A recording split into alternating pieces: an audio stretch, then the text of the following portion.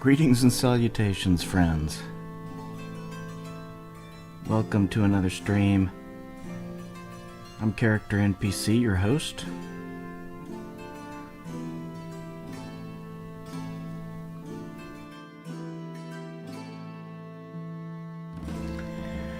Today I'll be finishing up with the characters for the campaign, or hopefully finishing. There's still quite a bit to do, but I spent quite a bit of time yesterday, several hours yesterday, going through the ability scores that I rolled up the day before, and now I'm ready to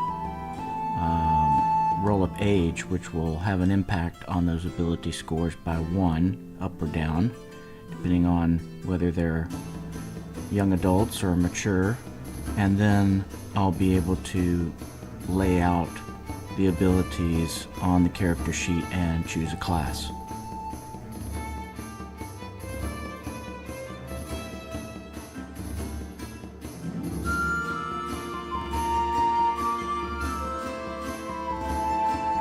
Exciting stuff. I love all this.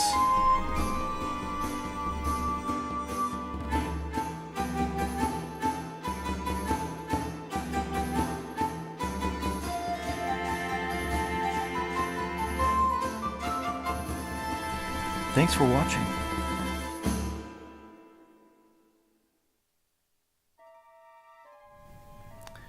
Now, friends, after looking over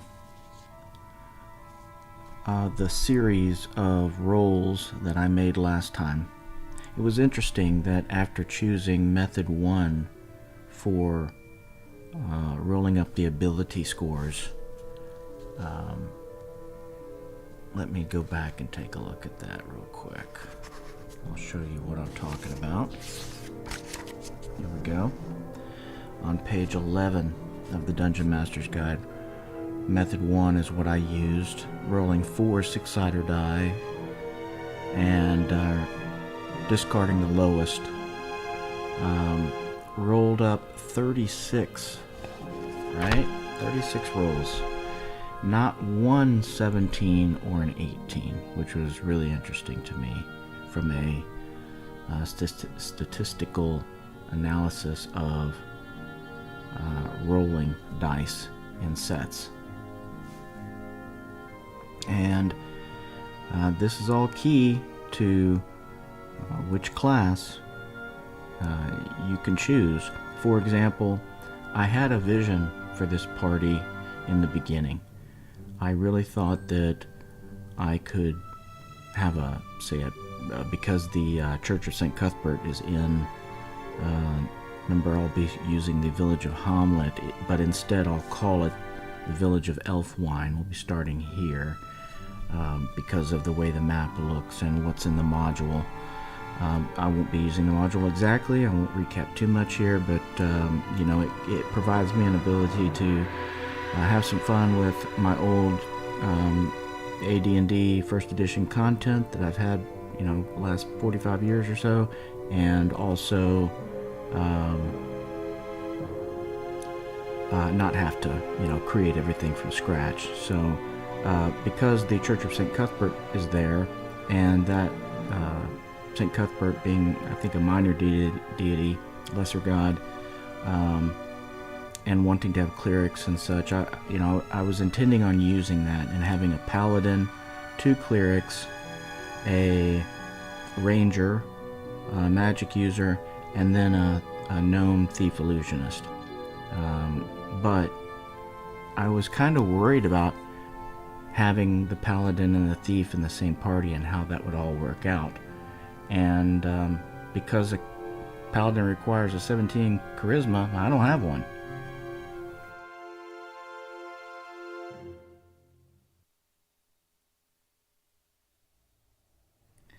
So that made my decision for me on that point.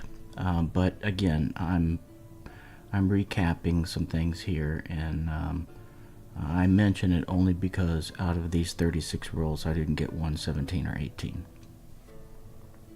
So Moving on to next steps. Again, you probably can't read my crazy chicken scratch here. The ability scores are in pen, and we're done in each line here so that there was no moving around between characters of the abilities. They are what they are, but method 1 does allow the player to decide where each of the ability scores is assigned between strength, intelligence, wisdom, constitution, dexterity, charisma. All that kind of stuff is all determined by the player within each of the 6 roles.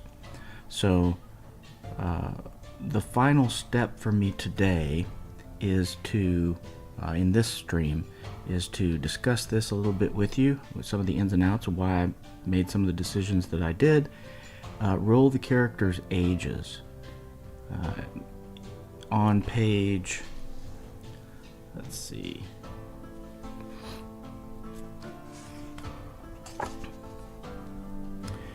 here, page 13, it talks about aging,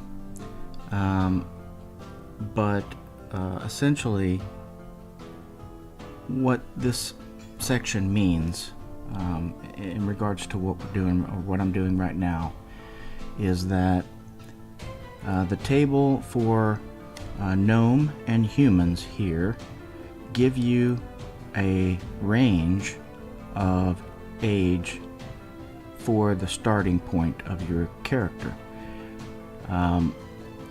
It was interesting to me to find out that I didn't remember that some particular classes start out older than others, likely because the training just takes that long. So if you're a human magic user, you're going to start out bare minimum at 26 years old, because the age would be 24 plus 2 die 8, right? So you'd be at least 26 years old, and as a human, 26 puts you in mature.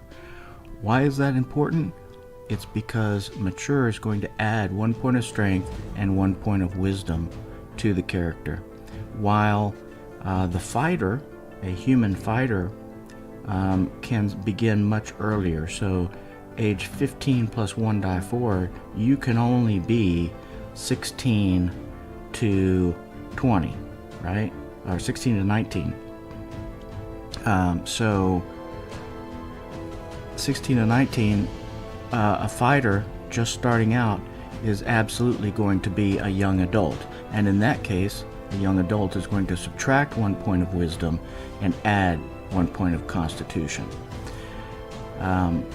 With multi-class characters, it says here, for multi-class characters, use the column which develops the highest age and use the greatest possible addition to the base age.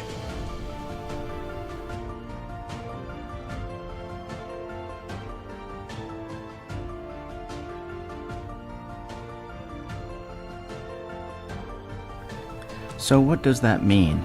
Well, if you look at the gnome, which will be my only multi-class character,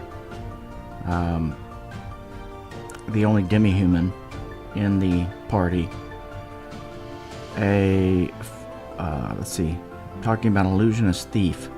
So magic user would be the greatest possible, the highest age, starting at 100, versus the thief, which would start at 80, and the greatest possible addition to that base, 2 die 12 versus 5 die 4, right? So this would be 5 to 20, this would be 2 to 24. So we'll be using the magic user statistic to define what the starting age is for this character. And looking here at the gnome, which have much greater lifespans than humans,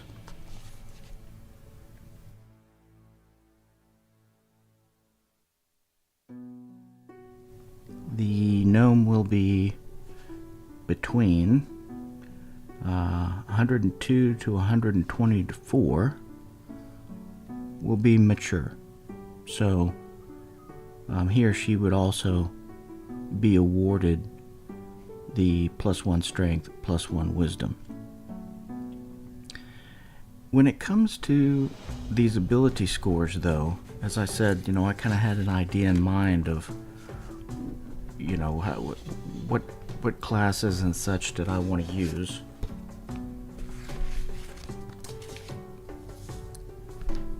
The one that was most impactful, not rolling a single 17 or 18 out of all 6 of these characters, is the 2 clerics. Why do I say that?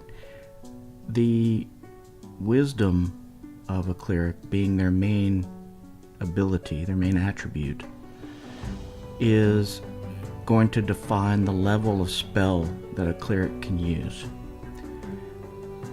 There were other factors in abilities and classes, such as gaining a 10% experience bonus for the primary abilities being above 15.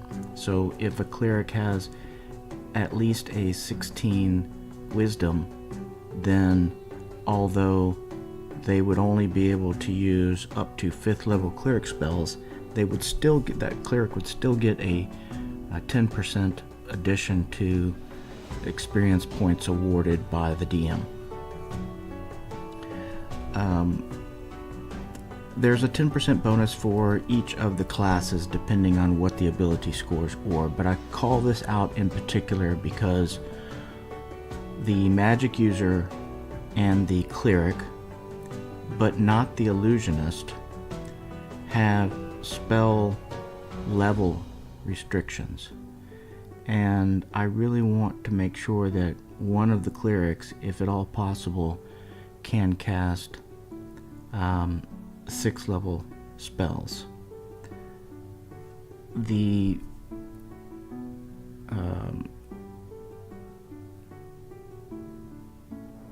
let's see, Blade Barrier,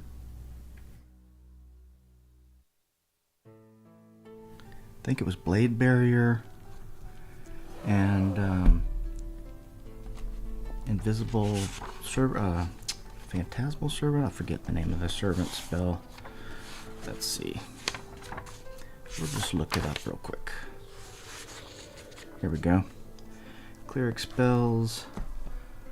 6th level Aerial Servant is a good spell, and Blade Barrier, a great spell. These others, Full Heal is another one. Heal spell is only 6th level. So if I don't get, if the age of the 2 human clerics don't end up being 17, then we end up at only 5th level spells. So there would be Raised Dead, great. Luckily we don't have any elves in the party, which would require Resurrection if I'm not mistaken, or maybe that's 2nd edition. Sometimes it's hard to keep all the editions straight. I've only played a few in my life, but I was so used to playing with dexterity adjustment restrictions for armor class, where if you have like an 18 dex and you'd normally get a +4 to your armor class, but if you wore plate mail it would only be a +2 maximum because of its encumbrance and everything.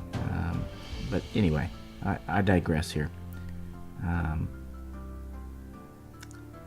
Not positive that you would, in 1st edition, that the only way to raise an elf is to use Resurrection rather than Raised Dead, but I mention that as a matter of why would it really matter to you. Looking at these spells, you might say, so what, it's not that consequential. But I would really like to be able to cast 6th level cleric spells with at least one of the clerics. The magic user, in getting some other of the classes that I wanted to use keeping it so I could. The two most difficult were the illusionist thief and a ranger. Rangers have several ability scores. They require a strength of at least 13, intelligence 13, wisdom 14, constitution 14, but you need to have greater than 15 in all of those, so a whole bunch of 16s to get, actually I think it was strength, intelligence, and wisdom that required 16s for you to be able to get the plus 10 bonus. Don't quote me on that. I could look it up, but I won't bother right now. That's a difficult one. So as you can see here, I've taken all of this into account and thought about it quite a bit. Spent several hours, like I said, thinking about it, and this is what I've come up with.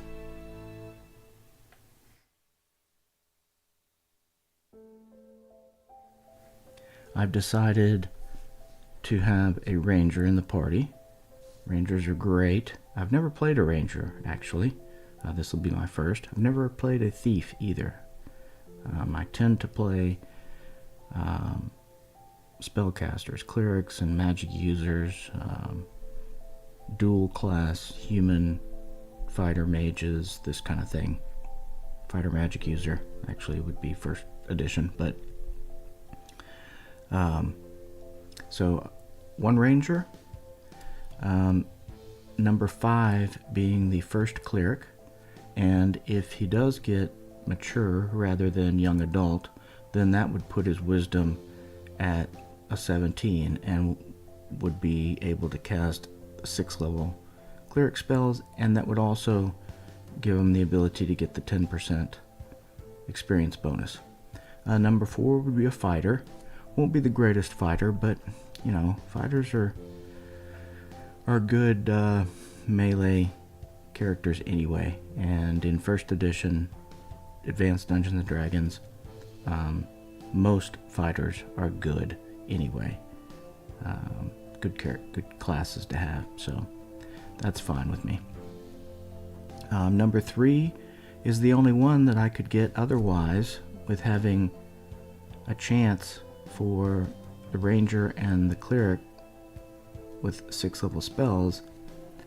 Number 3 is the only one of these that could be an illusionist, because an illusionist requires a dexterity of 16.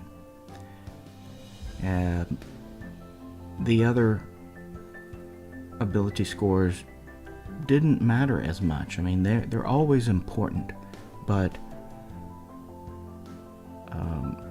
dexterity is not going to go up or down with age, and the rolls are what the rolls are, right? So this is it. This was the only one I could work it out with. I had some things laid out differently and erased it all and, played around with it. But this is what I came up with. And fortunately, the illusionist requiring a score dexterity of 16 also lends itself to being a multi-class with thief. Number 2 would be a magic user, and with a 14 intelligence, he or she would be able to cast 7th level spells, which is fine by me. 7th level is just fine. Let me check that again. I believe that is correct. Yeah. Yes, 14 minimum intelligence for using 7th level spells, so good to go there. Rest of these stats are pretty darn average. No bonuses anywhere for that magic user. And then the second cleric would be number 1. If he gets this 16 here, he could have the 10% bonus, but he's not going to be able to use 6th level cleric spells because he has no possibility of getting a 17 wisdom. So again, it is what it is. Most of these characters are not going to have a decent charisma, so the number of henchmen and hirelings is also going to be low.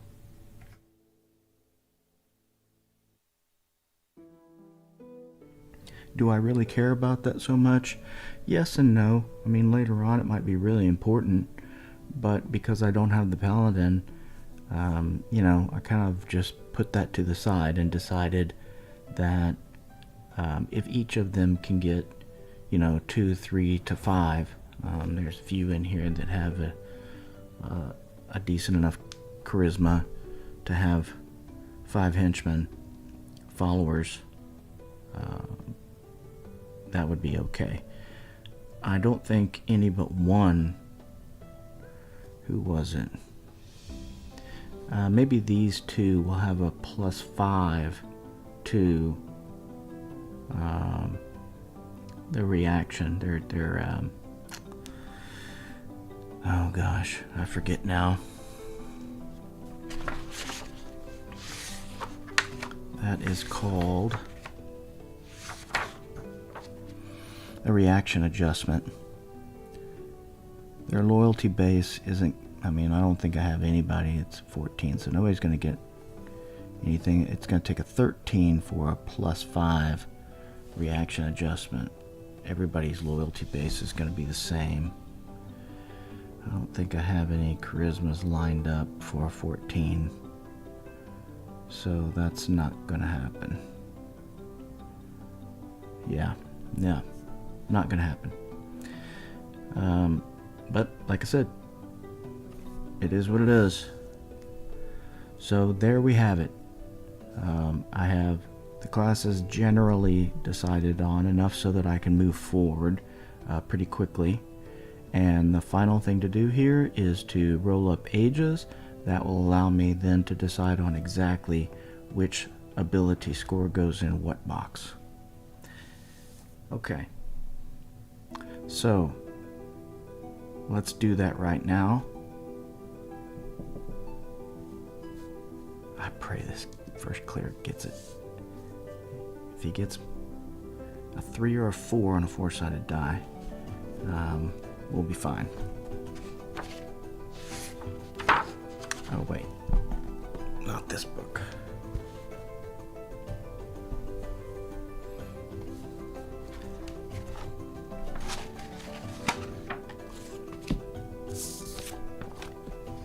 It's the Dungeon Master's Guide. I think this will do it. Can we see everything here? Yes. Okay. So here we go. Ages. I'll just do it from top to bottom. 1 to 6. And the first one is a cleric. Human. 18 plus 1 die 4. And he's a 2. So he will be 20. 20 years old, a human, puts him at the very top of the young adult. So he will have a -1 to his wisdom, which is terrible because that gives him a 14 wisdom. Actually, I'm going to write these in pen so I don't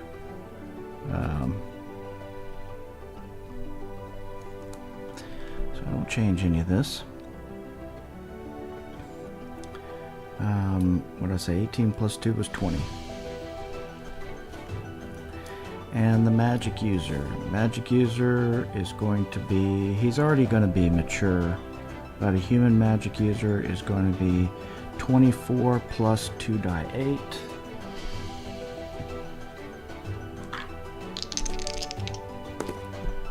Plus 8. So we get 32. And 32 puts him squarely in mature, like I said. Alright. I'm going to put, let's see, this was a 2. This was an 8.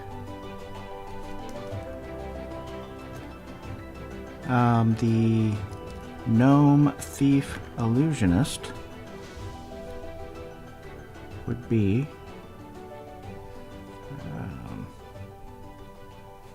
100 plus 2 die 12.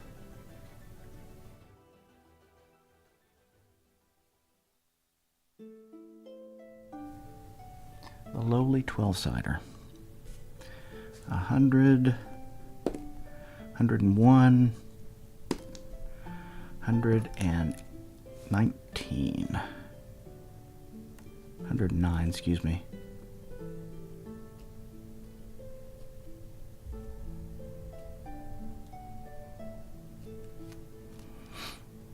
All right, the fighter, human fighter, 15 plus 1 die 4, 17.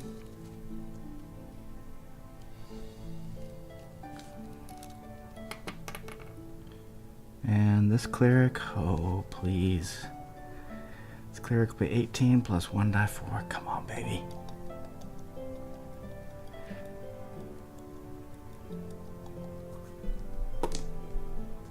No, 2, damn it. Okay, well, they're both the same age. We don't get 6th level spells.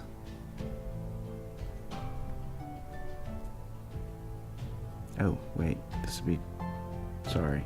Yeah, 20, yeah. Man, that really sucks. I bet if I roll this next time, it'll be above. Nope, same again. And again. Well, it was destined. Alright, and then the Ranger. Ranger is going to be mature, but, let's see. Human Ranger, 20 plus 1 die 4. Oh.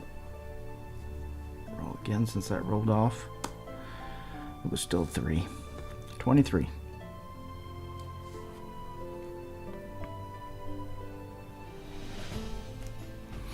Okay, 20-year-old cleric, 32-year-old magic user, 109-year-old gnome illusionist thief, a 17-year-old fighter, a 20-year-old cleric, another 20-year-old cleric, and a 23-year-old ranger. That is our party. And so what that means is that these will be set now. So it is as I expected with the ranger. He will have a 17 strength, most likely. And let's see, and his wisdom would go up 1, so it would be a 15. Strength, dexterity, intelligence 13, constitution 15, charisma 7, wisdom 14. So he'll get, I chose this dexterity because he'll get some reaction, some adjustments to his armor class and his reaction score that will benefit using, defending against missile attacks and melee attacks, at least from the front.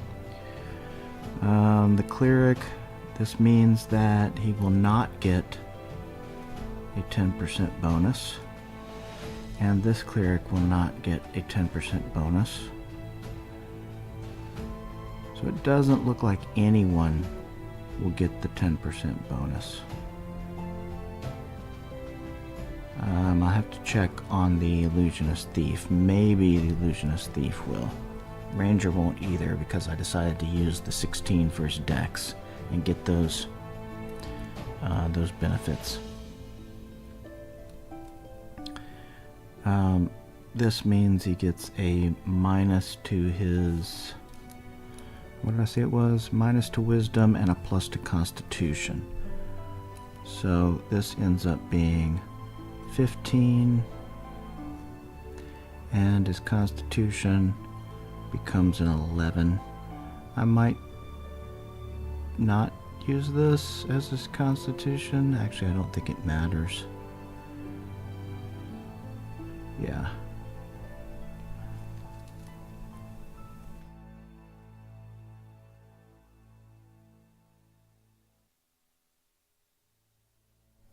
So, 11 there, 10 intelligence, probably keep the rest of these stats the way that they are because that 16 also gives him the defense adjustments. So I like that. I think over time that's going to prove valuable being able to dodge and such, rather than some other statistic being greater.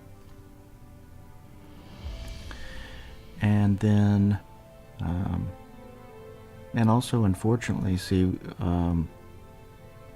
this 15, you know, even after they gain in a couple of years, they are 20 right now. Even next year, becoming mature, these clerics are only going to get up to a 16 wisdom, which still isn't enough for 6th level cleric spells. So there's going to have to be some other kind of benefit over time that might provide some way to cast 6th level cleric spells.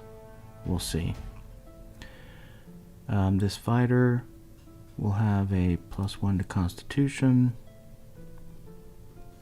and a -1 to Wisdom. The Thief Illusionist will have a +1 to Strength, so have a good Strength, and +1 to Wisdom, so I have a 15 Wisdom too. I chose that because he'll end up gaining some savings throw bonuses. Magic user also going to gain a Strength and a Wisdom. Didn't matter really about Wisdom or Strength, actually. I mean, I went ahead and added it, but I might Charisma. Yeah, even if he changes something, it's not gonna matter, because he needs that 14 to be able to cast 7th level spells. Alright, and then this cleric ends up with a what did I say? -1 to Wisdom, +1 to Constitution. -1 to Wisdom. So he ends up with a 14 Wisdom and a +1 to Constitution. So I have a 13 Constitution. Though, you might think, well, why not use this 13 and add 1 to make it 14? It requires at least a 15 to get any kind of benefit out of it. So what I mean by benefit is if I tried to get the additional 1 to a die roll for hit dice rolls. Alright, so that's it. The party is developing, and I'm on to the next steps. I'll be starting to fill out the character sheets, which I already have printed up. They're ready to go, and I'll do an individual video for each one of the characters that I create, so that you can see the spells, initial spells, and equipment and all that good stuff. I think I can do each one in an individual stream in a reasonable amount of time, especially if I think a little bit about it in advance.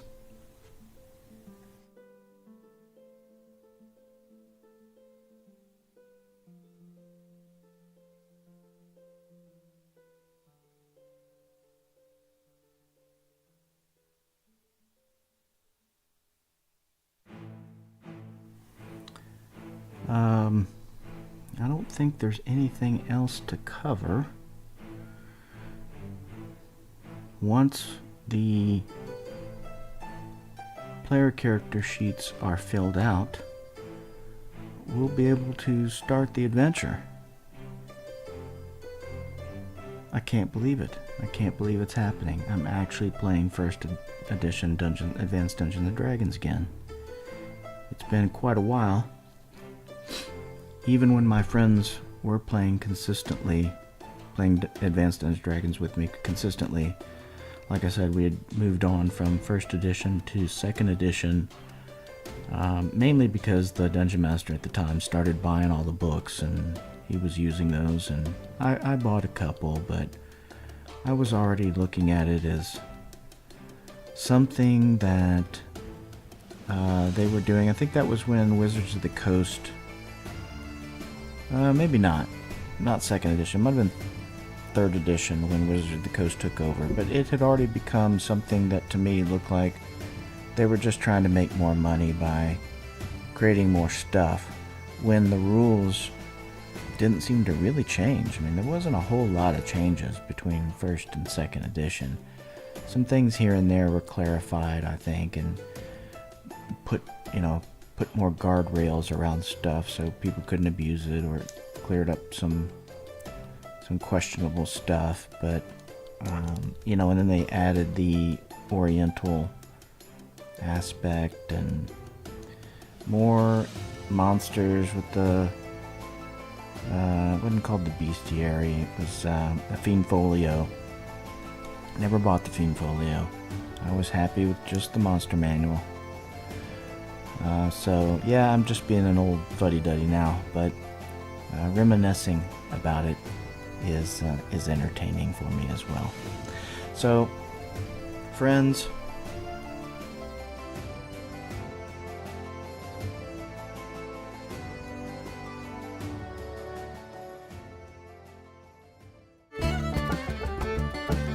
this is where I'm going to leave it. I'm going to start another stream here shortly. Grab a beer, it's a Saturday afternoon, and prepare to write up these characters. Fun stuff. And then start the adventure. Woohoo! Alright. Well, thank you for joining me. If you made it this far, I really appreciate it. And I will see you on another stream. Bye-bye.